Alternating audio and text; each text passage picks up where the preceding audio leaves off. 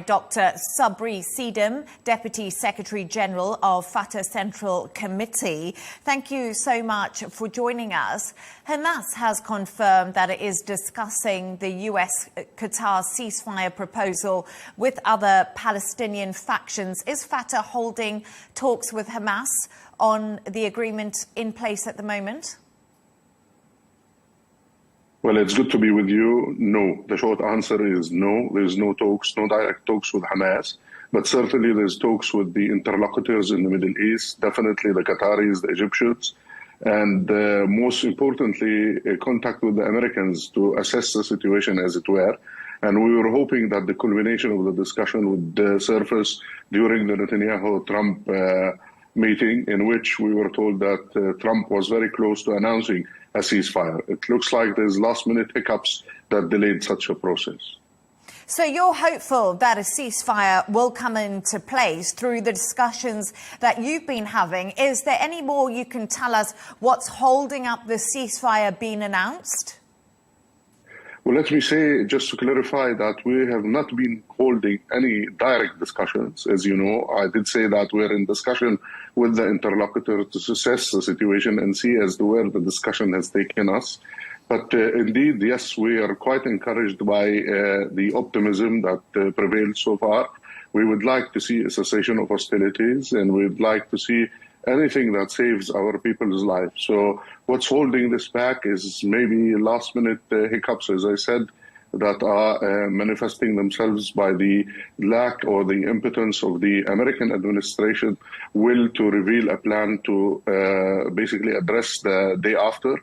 And Israel's inability to answer big questions such as the flow of goods and support and the reconstruction material for Gaza, and also who rules Gaza, which remains to be the big question at hand.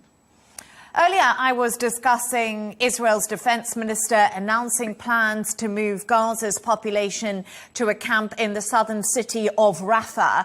Now, what do you make of these plans to build what my guest was saying to me earlier, a humanitarian city to help the people of Gaza? Do you agree with this sentiment? Imagine, would the Palestinian ever agree to such a sentiment? This is nothing but really getting more into the mud.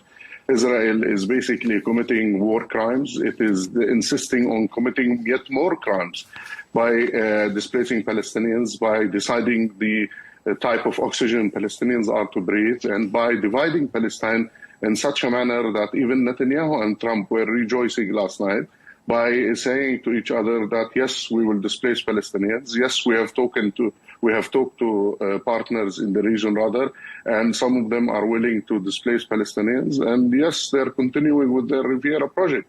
So if anything, Israel is getting more and more into the mud of the scene. And Trump is not helping. Trump in every way is aiding Netanyahu, is supporting Netanyahu. And to add this to this misery is the fact that Netanyahu is nominating the fugitive from the criminal court, is the International Criminal Court rather, is nominating Trump to the basically the Nobel Prize. What kind of a prize is this, where a fugitive is nominating the person who's providing him with weaponry and providing him with decision to continue with this war? It is a shamble, it is a disgrace, and this is nothing but a manifestation of the insistence of the two to play a role that is devilish, that is full of intention to destroy Palestinian aspirations and dreams. So more than 57,500 people have been killed in Gaza since the attack on the 7th of October that was carried out by Hamas.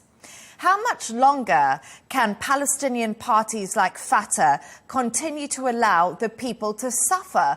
Why aren't you doing enough? Well, let me say that this was not our making, as you know, and as you pointed out to it.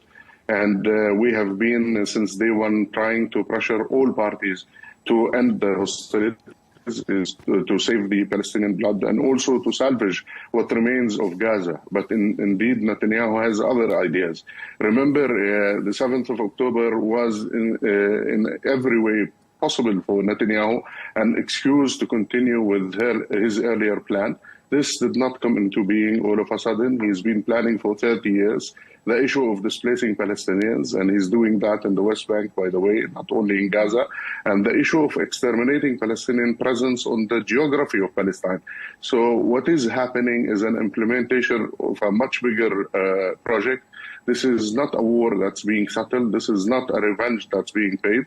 It's rather a plan that is fixated on the idea of eliminating Palestinians, of changing the Middle East, as Netanyahu has repeatedly announced, and drawing plans that are in every way possible conducive to the prevalence of the plan of the right-wing parties of Israel to see no Palestinians and to continue to rule the Middle East on the basis of commercial merit, of continuation of the State of Israel on the blood and flesh of Palestinians at large.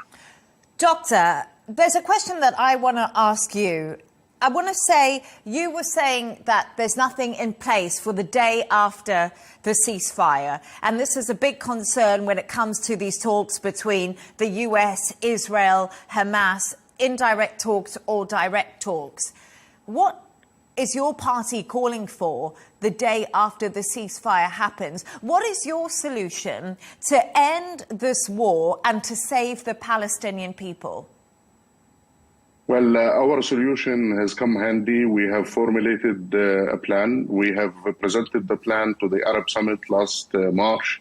It was approved by the Arab Summit. It was then taken to the Muslim countries. It was approved by the League of Muslim Countries. And it was welcomed initially, at least by the American administration, only to see Netanyahu have other ideas. Netanyahu resumed the war back on the 18th of March and decided to basically turn the table upside down. So he has destroyed the plan and is now saying no to a Palestinian state, which was part of the plan, and no to the presence of the Palestinian Authority, which was part of the plan again. And there's no way he would accept, as he calls it, Hamasistan and Fathistan, meaning that he will never, ever entertain even the thought of Fatah being included in the discussion, let alone the plan to govern Gaza. So Netanyahu is to blame, and Netanyahu has destroyed such a plan. But we remain persistent and we remain adamant to see the plan being implemented, since we see it as the only formidable formula for the way forward. Netanyahu would blame Hamas, but Dr. Sabri Saddam, thank you so much for joining us. I appreciate your